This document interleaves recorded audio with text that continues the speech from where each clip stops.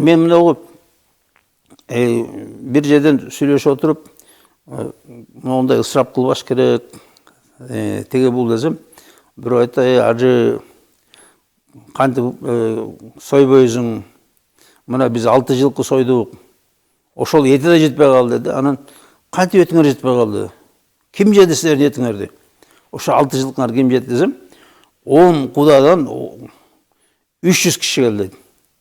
Анан алар эмне келди? Ошо жана тазияга, тазия деген билесиңер да, аза күткөн жерге. Ошол жерге 300 киши келди. Анан алар эмнеге келди алар? Эмнеге келет? Ким алар ушунча киши? Ошо мисалы кудадан келсе, бир 2-3 киши келсе жетиштүү да, эркектер эле болсо.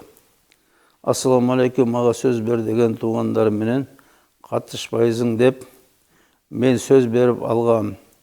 Сөзгө бек туруш керекпи, же катташы керекпи?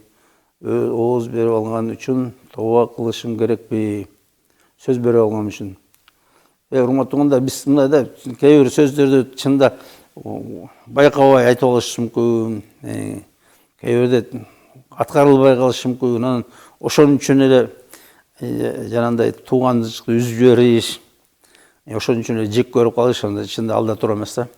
Кээде ошондой болот, сөз бересиң, анан аткарылбай калат мүмкүн, аткарылбай калат мүмкүн, бир себептер чыгып калат. Анан ошон үчүн жанагындай эметиш мүмкүн эмес. Бул жанагы касамда тооба кылыш керек. Урматтуу, касам кылса, назир кылса, мен ошо о Кудайым ушундай болсо мен ушинтем деп назир кылат. Анан назир дейт. Анан мындай жөнөкөй сөз бергенде болбой калса, жөн кечирим сураш керек. Урматтууга, ушундай болбой калды, кечирип коюу. Анан ошон үчүн жанагындай тууганчылыкты үзүп коюу, достукту үзүп коюу деген туура эмес да. Анан мынау мен айта турган нерсе, өтө көп киши келет да. Мисалы жанагы азага 30 киши дейт. Ким ал 30 киши? Азага 2-3 эле эркек киши келсе жетиштүү да. Мына жана кудага түшүп барганда 2-3 эркек барат. Ошол 2-3 эркек келсе эле, даже бирөө экөө эле келсе, даже бирөө келсе да, бирөө келип эле ушу көңүл айтып койсо, урматтуу баланча, ушу сенин тигин кайтыш болуптур, арты кайрылуу болсун, жаткан жери жайлуу болсун, Алла рахмат кылсын. Болду, жетиштүү. Ошо тараптан, Куда тараптан бирөө келсе, болду, жетиштүү. Анан берден семьялар менен, кайын журттары менен кошулуп алып, Куда өзүнүн кайын журттарын, тай журттарын, өзүнүн балдыстарын, кайнэжелерин, да бир нерселерин бүт бир нерсе алып, бир автобус болуп кетти да. Керек жок анын. Ошон үчүн мына жанагындай да 6 жылкы жеп кетет. Бул аза деген жер той эмес, маареке эмес, аш бере турган жер эмес. Аш деген оокат деген сөз. Аш деген оокат деген сөз. Биз эң негизи мынагу жана аза өткөн жер, бул өлүктүн акызын берүү, урматтуугандар. Өлүктү жайына коюу. Ошо эң чоң иш ошол жерде, аза өткөн жерде өлүктү жайына коюу. Анан ошо жанагы жоготкондорго көңүл айтып келүү. Болду, ошол эле. Анан бул жер оокат жей турган, былчылдата аш жей турган жер эмес, урматтуугандар. Анан мисалы Куран окутам дейт. Куран окутканда деле сөзсүз түрдө жылкы сой,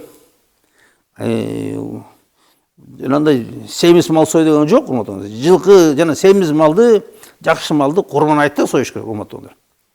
Бул жанагы өлгөн жерде эмес. Өзүнө өлгөн жерде мен айтам, ботко эле берип коюш керек болчу. Эгерде ошончолук эле, мисалы мына илгери мындай болгондо, илгери бир айылдан эле бир күн, 2 күндө келчү да. Жакын айыл, мисалы кошуна областтан ошо жакын жерге эле берчи кыздарын. Ошо жакын жерден эле алчу. Бирок ошону келгенде эле бир 2 күн болуп калчу да. Анан ошо келгиче курзак ачат, себебинен жолдо кафе жок, жолдо ресторандар жок азыркыдай. Анан кийин курзак ачып кетет. Ачка келип калат. Анан ошого кичине бир нерсе бериш керек болчу да. Анан бирок берейин десе, эттен башка эч нерсе жок.